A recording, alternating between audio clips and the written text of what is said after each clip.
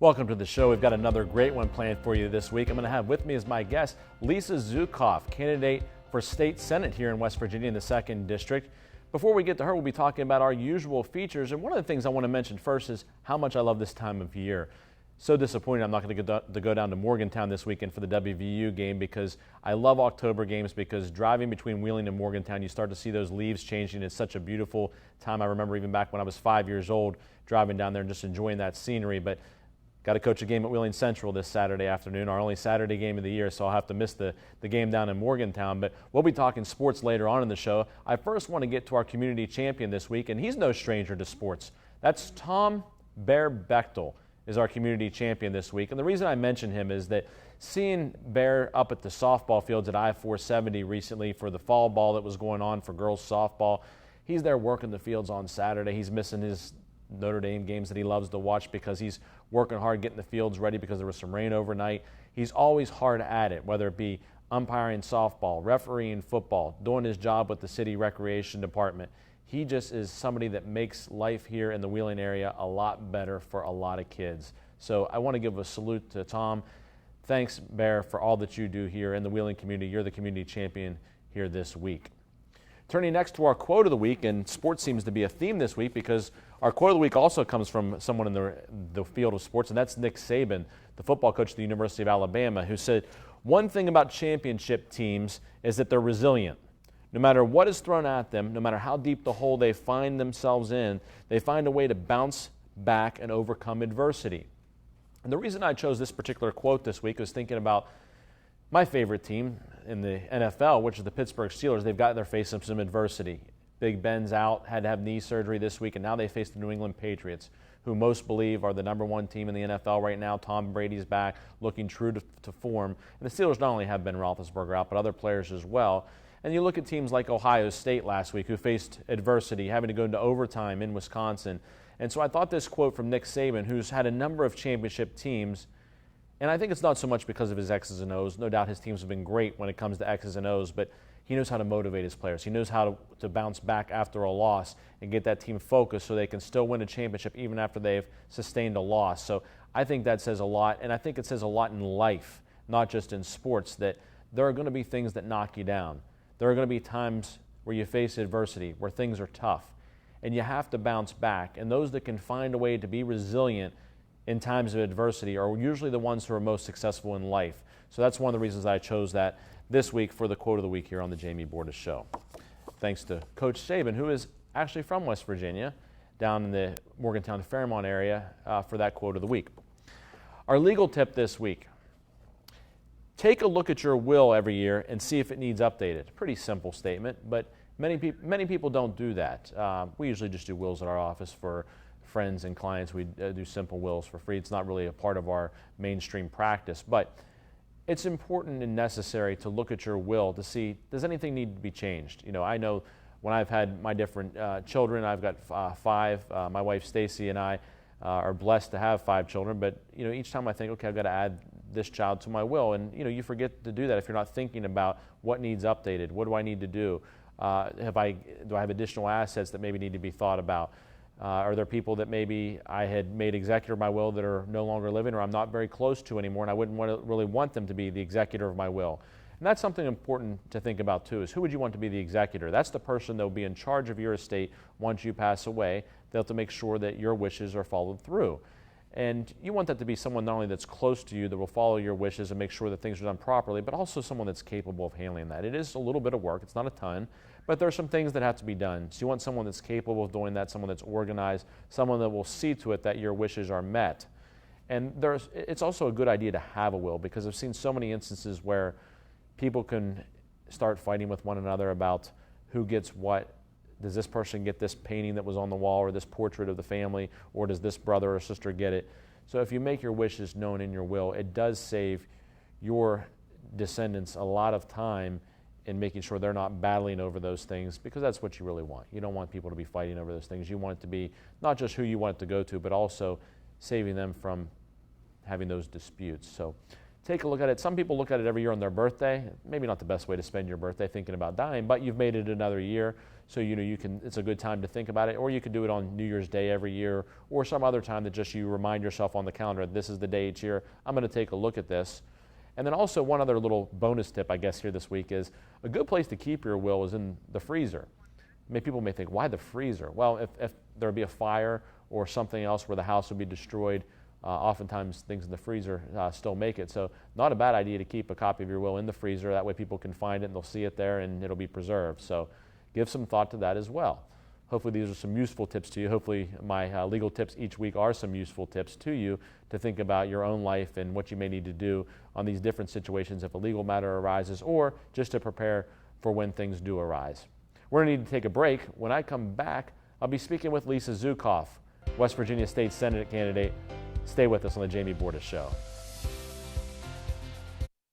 You know, Danoon Lumber is the place for quality natural hardwoods. And now you can take advantage of these offers to get your home ready for the holiday season. 3 1/4-inch red oak tongue and groove flooring for $425 per square foot. Just in time for Christmas. Children's rocking chairs only $115. Add the wow to any room with rustic walnut barn doors. As we always say, better grade, better selection, better price, better hurry. Danoon Lumber. Panhandle Cleaning and Restoration has been restoring homes after disasters for nearly 4 decades. Through that experience, we present Panhandle Custom Homes, Kitchens, and Baths. We handle your entire project, from concept to completion, working with you every step of the way. From the budget-minded upgrade to a fully custom remodel, you can trust the Panhandle name. Panhandle Custom Homes, Kitchens, and Baths. Welcome home.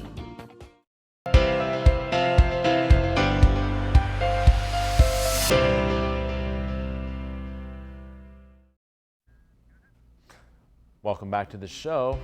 It's time for our guest this week, and it is Lisa Zukoff, candidate for state senate here in West Virginia in the 2nd District, encompassing actually 9 counties, including Marshall, Wetzel, Tyler, among others, Monongalia. Lisa, I may have to turn to you to help me finish this off, but I know Monongalia, Marion, and going down into Ritchie and Gilmer. It's a big district. Tyler, Calhoun, Doddridge. What a big area to cover. It's huge. Well, thanks for being here on the show. Thank you for having me. You've got this big district, 9 counties. What made you decide to run for the West Virginia State Senate? Big decision, big commitment. It was, and I really was getting very agitated about what was happening in Charleston. And I thought, when some of the legislation that was passed and that was coming up for votes at the beginning of the legislative session, I thought, wow, this has just changed from the way it used to be. It seems like special interests are kind of ruling what goes on in our state. And was a little angry, and decided that instead of being one of those people that just sit back and complain about everything, I would throw my hat in the ring and see if I couldn't try to make a difference. Anger seems to be a real thing this election cycle, whether it be at the national level, whether it be at the statewide level. I think the electorate is angry, and a lot of them are just like you. And I think that it's one of the reasons we're seeing so many people wanting to support first-time candidates to office, because they don't want the same old thing. They want change, but change in a positive way, change for the people, the everyday person, whether it be in West Virginia or in the nation. And that's something that I think, in hearing what you say about your anger, that maybe is some of the electorate it's resonating with them. And you won the Democratic primary. Now here you are, just a couple weeks away from the general election. Early voting starts even sooner than that. It does. And what have you heard from people out on the campaign trail about that anger and frustration they may have with same old politicians, same old talk, whatever it may be? Right. I think they feel, especially after the last legislative session, that the bills that came up, they're very angry about the time it took to pass the budget, the extra money when the state's in such dire need with the budget constraints, and that they were really upset that it took the legislature a long time to pass the budget. It cost $600,000 extra to have the legislative session to come to some agreement. And they also feel very angry about some of the bills that were brought up. English language as the language of choice for documents in West Virginia, when that's already the case. Raw milk doesn't really impact that many people in West Virginia. Some of the things that they think that people shouldn't be worrying about as much were the bills, and then they couldn't pass the budget on time.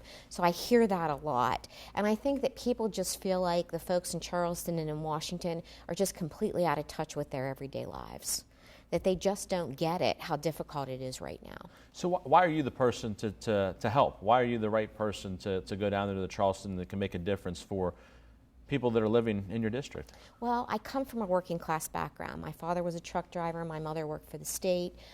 So I was the first person in my family to go to college, so I understand that helped change my life. I put myself through WVU with student loans and by working my way through college. So I get where they're coming from. I understand how difficult it can be, to get started. And, many of us are one paycheck away from maybe losing everything we have. And when you're not able to work or you're always constantly worried about a job, it's been a while for me to have to worry about that, but I get that. I understand that. I remember childhood where we always ate, but sometimes we had oatmeal every day for breakfast for a week because we didn't have a lot of other options. So I understand what it's like to have tough times that they go through, and I've always feel like I'm really in touch with the people in my district. And as I've been campaigning, I've learned a lot more about the 9 counties and the folks that are out there, and really got to know them a lot better. So I feel like I bring that to the table, an empathy and understanding for the regular, everyday people of West Virginia. You talk about your family and growing up and being a blue-collar family, and you actually had family grow up in coal camp. I did. My mom grew up in Marion County, which is actually part of my district now, Farmington, West Virginia, and the number 9 coal camp. And, she grew up and they lived in a company house. They bought groceries at the company store. Everything they did revolved around that community and the coal company. And she talks a lot about it in very fond memories. There were a lot of immigrants in their community, people who came here first generation, who came here to work specifically in the coal mines. And then it also really helps me understand about coal mine safety, because I think that my mom, those folks, they knew people that were killed in the coal mine and the accidents that happened there, and how important it is to make sure that people that work in the coal mines are safe, and how important coal safety is for folks.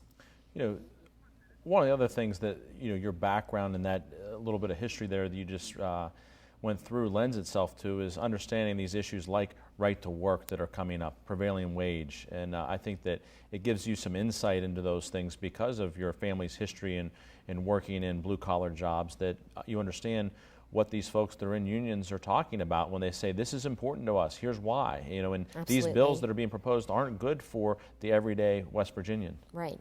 And the repeal of the prevailing wage was really what set me over the top, Jamie. That law was passed, and then I went and filed for office. I just couldn't understand how we could repeal a fair wage for folks for benefits with pay and benefits in a state like West Virginia that has some of the lowest incomes in the country. How do we take good jobs away from our own workers? And I know that the approach at the time was that it would save us some money.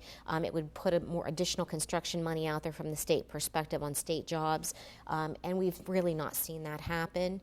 I know from having done a lot of construction work myself in my own previous careers that it's important to have skilled workers doing those jobs so you can get your budget aligned properly and you can get your construction work done in a timely manner and on budget by qualified skilled craftsmen to do that work. And I just felt like it was a slap in the face to those working West Virginians when they repealed that wage. And we've seen in southern West Virginia where the bid came in a little bit lower, and they've interviewed folks that are working on that job, and whether they're here legally or not, I don't have any clue, but they're from Mexico and Honduras. So we're taking jobs where we've repealed a prevailing wage. We're taking jobs from West Virginians who then put money back into our economy, by taking care of their family, buying goods and services in our communities, and paying taxes here as well to out-of-state folks who come in here, take our jobs, and take our tax money with them. It just doesn't seem like a good fit to me. We need to take a break. When we come back, we'll continue speaking with Lisa Zukoff, candidate for West Virginia State Senate. Stay with us here on the Jamie Bordas Show. Every day, more than 70,000 puppies and kittens are born in the United States. Just one female can contribute more than 2 million offspring in 8 years. At the Tiffany DeLess Spay and Neuter Clinic, we are trying to help. We offer reduced cost services to income qualified families from all over the Ohio Valley. We understand that the cost of owning a pet can be overwhelming, and that stress multiplies when they do.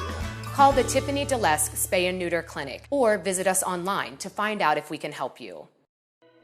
People always ask me what it means to be a dealer for the people.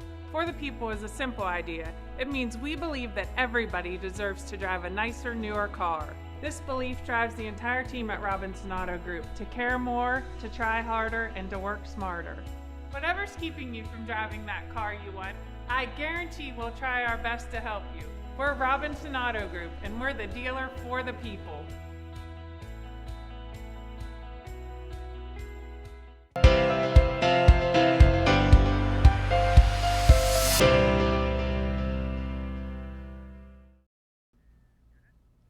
Welcome back to the show. I'm here today with Lisa Zukoff, candidate for West Virginia State Senate out of the 2nd District. And we've been talking about some of the issues that caused you to run, some of the issues facing your district. And of course, one of those is an issue called forced pooling. And, very important to people as the oil and gas industry is here in the district that you're in, particularly up and down really the district. And Yes. this forced pooling issue is something that voters have really been talking to you about and saying, hey, we have some feelings here. And what's the general tone or dynamic that you hear? Well, I've been hearing a lot about this since I started, even through the primary season. Folks like Ritchie County, Doddridge County, Tyler County, Wetzel, Marshall County, where we really have a lot of oil and gas, especially Doddridge County. Just to give you an idea, their budget before the natural gas industry, they got about $1.8 million was their countywide budget. It's now $12 million a year. So that's the kind of tax money that they're bringing into the state, just to give you an idea of the perspective. In West Virginia, we're very tied to the land, Jamie, and folks are very concerned about having their property rights taken away from them. Forced pooling would allow, if there's a piece of property where the companies want to drill a well, and one family that they may need to start that well is holding out for whatever reason. Maybe they don't feel they're being negotiated with fairly, or they simply don't want to have the minerals taken out of their own property, that it would allow the company to come in and force that family without negotiations to have to accept the oil company's proposal or the gas company's proposal to take their minerals. People are livid. They do not feel like folks should. Another bill that came through the legislature last year was allow surveyors and other folks in the gas industry and oil industry on your property without your permission to do survey work, that type of thing. And people in West Virginia just do not go for that. We believe it's our land. We should control what happens. And they're frankly very upset about the issue. And one of the things that happened last year is that the legislature, which is of course the last 2 sessions has been controlled by the Republican Party, has proposed these forced pooling bills that would allow these oil and gas companies that are from out of state, large corporations, to come in and do this and go onto people's land. And it hasn't gone through, but it's been close. And it has been close. Actually, I think they ran out of time on the House side last year so that it wasn't finalized. But I do a lot of reading these days when I'm not on the road, and I always do a lot of reading, but about specific topics. And the West Virginia Chamber of Commerce at their annual conference, this issue was brought up, and they stated publicly that this needs to happen in West Virginia so that we can move forward with the gas industry in a more meaningful manner. So you can bet it's not off the table. One of the other things, property rights, as you mentioned, very important to us as West Virginians. We've always valued our land. It's one of our biggest assets for us is our land. But the other thing that people in West Virginia are really proud about are their guns. People we're hunters. We believe in protecting ourselves. A lot of people live in rural communities where there's not police close by or a sheriff's department, and they need to be able to protect themselves. And you recently got your concealed carry permit yourself. I did. I'm actually waiting for my permit from the sheriff, but I've applied for it. It's been about a month, but I took the I didn't get a very good grade from the NRA. I filled out their very long survey, as a normal citizen would. In hindsight, everyone says, you should have had somebody help you with that. You're a politician, you know. I don't want to be a politician. I want to be a public servant. But I can tell you I felt very strongly about the concealed carry bill that went through last year in West Virginia, another issue that made me angry. I just feel like if you want to carry a concealed weapon, you should have you should be trained to do that. And I put my money where my mouth is, and I went and took the 8-hour class, and was, you know, I'm certified. I completed that class. I feel even more strongly after taking the class and learning more about gun safety that it's critical that folks be trained when you're dealing with a gun.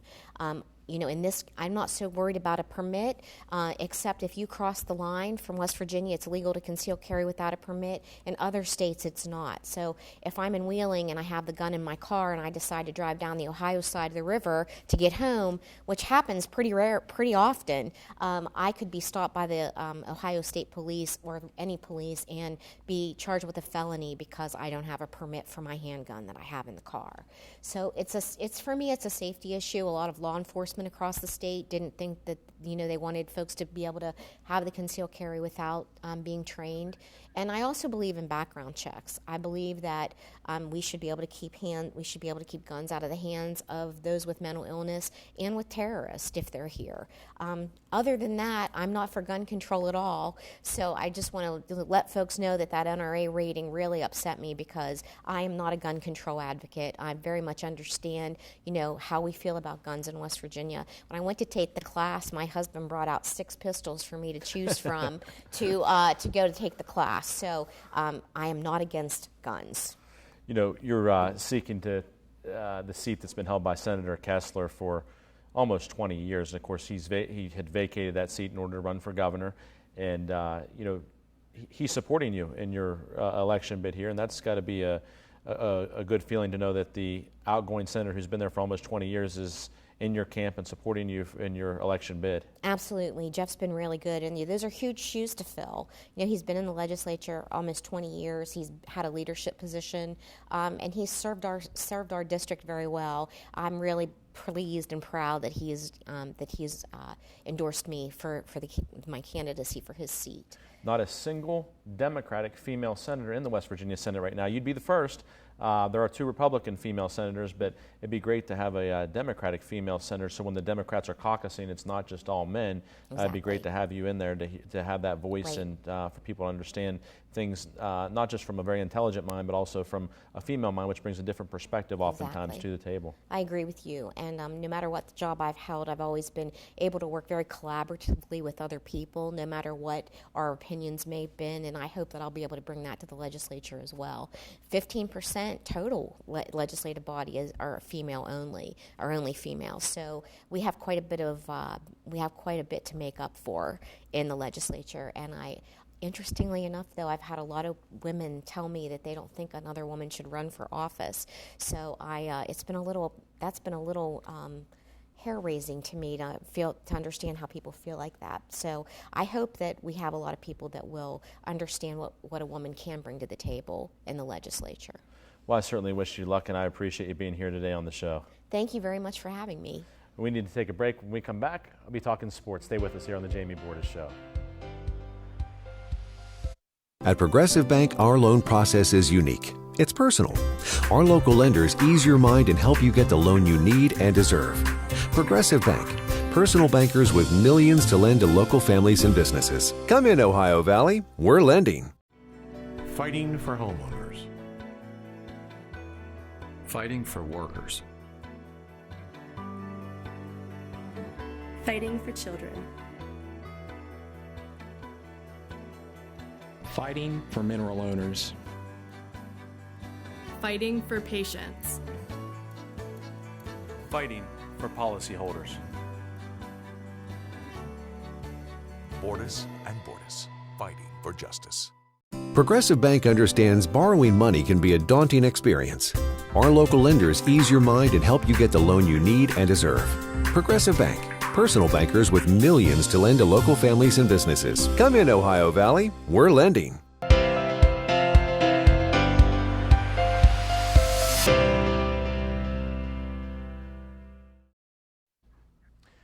Welcome back to the show. Thanks for being with us again this week. I'm going to be talking sports now in this part of the show, and we'll start with our sports person of the week. And this week, I'm going to give the honor to Chase Harler, WVU basketball player. And the reason I'm going to give it to Chase is that here we have an Ohio Valley product. Chase from Moundsville, played high school basketball at Wheeling Central, and is now at WVU playing basketball. And they made their gold and blue debut at West Banco Arena here in Wheeling last Thursday night. And to be honest, I didn't know what Chase would look like with the other Mountaineer players. We've got the team that's preseason number 2 in the Big 12, and Chase is going to be out there with them just coming out of high school. And boy, not only did he hold his own, he had 7 points, 3 out of 5 shooting, made a nice defensive steal and layup at the other end. And I thought that Chase was really impressive. And more importantly, he was there signing autographs for the kids afterwards, being very generous to them with his time. I saw him go up and hug his mom and other relatives in the stands as soon as the game was over. Just an all-around good kid. So congratulations to Chase, and we look forward to watching him throughout his WVU career. So Chase Harler is our sports person of the week. Turning to other sports, and speaking of Wheeling Central, some sad news this week. Wheeling Central baseball coach Jamie Conlon, who's also a math teacher at the school for many years, passed away this week after a long illness. Jamie was much loved and respected by the students and everyone associated with Wheeling Central and really in the Wheeling community. My Facebook feed was just filled with outpouring of support and love for Jamie after he passed away. And I didn't know him overly well. We both coached at the same school, and because of that, though, he would send me texts before big games saying, "Good luck, coach." He'd send me something after a particularly impressive game that we had won saying, "Congratulations, you really did this well." And he didn't have to do that. He didn't know me very well at all, other than just to say, "Hey, coach, how you doing? Good to see you." But I do know some of his closest friends, Scotty Holt, Corey Petranton, and I know what good people they are, some of the best people I know. And a lot of times you can tell something about someone by who their friends are, and his were some of the best. And I know they'll really miss him, and so will everyone associated with the Wheeling community, the Wheeling Central community. May he rest in peace. A great guy, gone far too soon, Jamie Conlon. Also in the world of sports, the Steelers really stunk up the place, really, in Miami last week. And to add insult to injury, or injury to insult, maybe, Ben Roethlisberger, injured knee, had to undergo surgery this week. Now Landry Jones will get the task of facing the New England Patriots and Tom Brady. It will be a tall order for the Steelers. But with that being said, I'm going to remember Nick Saban's quote about overcoming adversity. The Steelers have a number of guys out. Cam Hayward's still out. They're facing an injury situation all over the place at linebacker, in the secondary.